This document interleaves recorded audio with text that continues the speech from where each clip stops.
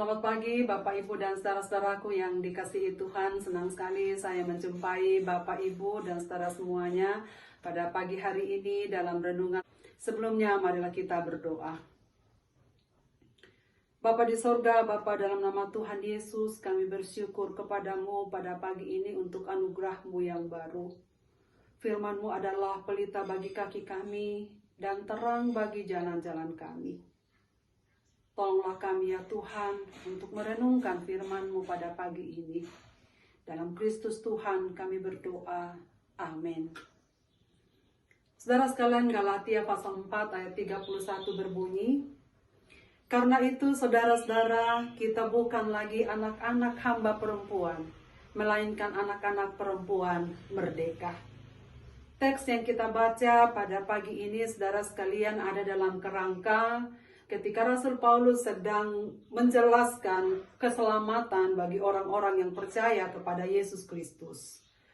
Paulus menjelaskan bahwa kita yang sudah percaya kepada Kristus oleh iman telah dilepaskan dari kutuk perbudakan hukum Taurat. Dan karena itu, Paulus menjelaskannya untuk memudahkan kita memahaminya dengan membandingkan kedua tokoh, Hagar dan Sarah. Kedua tokoh ini menggambarkan hubungan antara keduanya sebagai budak dan sebagai orang merdeka.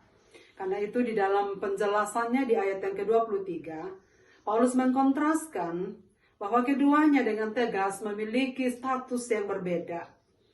Kalau status sosial, Paulus berkata Sarah adalah perempuan yang merdeka dan Hagar adalah perempuan yang menjadi budak dan hamba pada waktu itu. Bukan hanya status sosial mereka berdua yang dikontraskan Paulus dalam bagian ini, tetapi juga cara kelahiran anak mereka pun turut dikontraskan. Anak Hagar dilahirkan seperti pada umumnya. Ia lahir sebagai anak karena keinginan manusia. Kita tahu Bapak Ibu dan saudara sekalian, dalam Kejadian pasal 16 diceritakan bahwa karena Abraham dan Sarah sedang tidak sabar menantikan janji Tuhan untuk menganugerahinya seorang anak, maka dengan cara mereka sendiri, mereka membuat cara seolah-olah mereka dapat membantu Tuhan untuk memenuhi janjinya. Mereka menyusun rencana dan jadilah Sarah memberikan Hagar hambanya kepada Abraham, sehingga Hagar memberikan Abraham seorang anak dan Abraham menamainya Israel.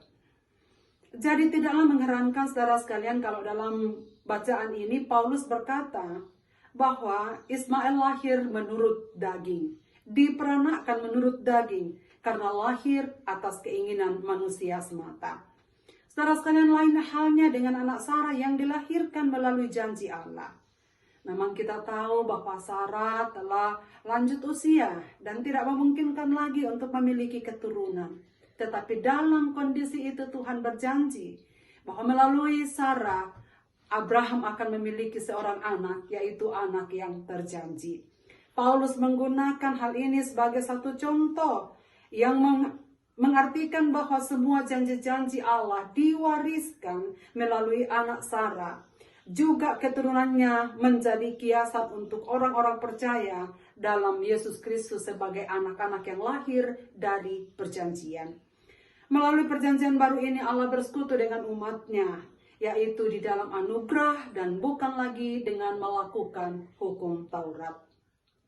Anak Sarah dilahirkan sebagai anak merdeka, sesuai dengan janji Allah. Maka semua keturunannya secara rohani yang percaya kepada Kristus tentulah disebut sebagai manusia yang merdeka. Sedangkan Hagar menjadi kiasan untuk orang-orang yang masih terikat oleh hukum Taurat. Kalau demikian, apakah yang harus dilakukan sebagai anak-anak perempuan merdeka? Selanjutnya Paulus menjelaskan dalam Galatia pasal 5 ayat 31. Kita mengisi kemerdekaan kita dengan melayani seorang dengan yang lain. Karena kasih adalah kesimpulan hukum Taurat. Mengisi kemerdekaan dengan mengingat perkataannya untuk saling mengasihi. Saudara sekalian, itulah sebabnya Yakobus menjelaskan dengan tegas bahwa iman dan perbuatan tak dapat dipisahkan. Bagi Yakobus, Iman tanpa perbuatan adalah mati. Dalam Yakobus pasal 2 ayat 19, Yakobus menjelaskan bahwa orang yang beriman tetapi tidak memiliki perbuatan sama saja dengan iman yang dimiliki oleh setan-setan. Setan-setan juga tahu bahwa Allah yang Maha Kuasa. Hanya ada satu Allah. Dan Yesus adalah anak Allah yang turun dari sorga untuk diutus bagi manusia yang berdosa. Tetapi setan menolak untuk mengikuti perintah-perintahnya.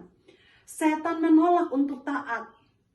Dan setan menolak untuk hidup di dalam ketaatan pada perkataan-perkataannya. Saudara sekalian, itu sebabnya Yakobus mengatakan, demikianlah halnya dengan orang yang mempunyai iman, tetapi tidak mempunyai perbuatan. Demikianlah halnya orang yang mempunyai iman, tetapi tidak melakukannya dalam kehidupan sehari-hari. Saudara-saudara, jangan sampai kebebasan menjadi bentuk baru perbudakan kita, karena kita dengan bebas melakukan banyak hal dan terlena tidak melihat bahwa perbuatan adalah bukti nyata dari iman yang kita miliki. Marilah kita mengisi kemerdekaan dengan saling melayani dalam kasih. Kasih itu harus nyata di dalam konteks kehidupan terdekat kita, mulai dari keluarga, persekutuan, dan masyarakat di mana kita hidup. Mereka adalah pelayanan kita, tempat mewujudkan iman percaya kita kepada Tuhan. Tuhan Yesus memberkati kita dengan firman ini. Amin. Marilah kita berdoa. Ya Tuhan, kami bersyukur karena anugerah-Mu yang besar menjadikan kami sebagai orang-orang yang merdeka, terhisap dalam perjanjian anak-anak keturunan Sarah. Tolonglah kami supaya kami sebagai anak-anak yang merdeka, mengisi kemerdekaan kami sebagaimana orang yang beriman. Tolonglah kami supaya status kami terbukti melalui perbuatan-perbuatan kami sehari-hari, yang hidup dalam ketaatan mengasihi sesama kami. Mulai dari orang-orang terdekat kami, sampai kepada siapapun yang Tuhan percayakan kepada kami untuk kami layani. Berkatilah seluruh umat-Mu dalam aktivitas di hari ini.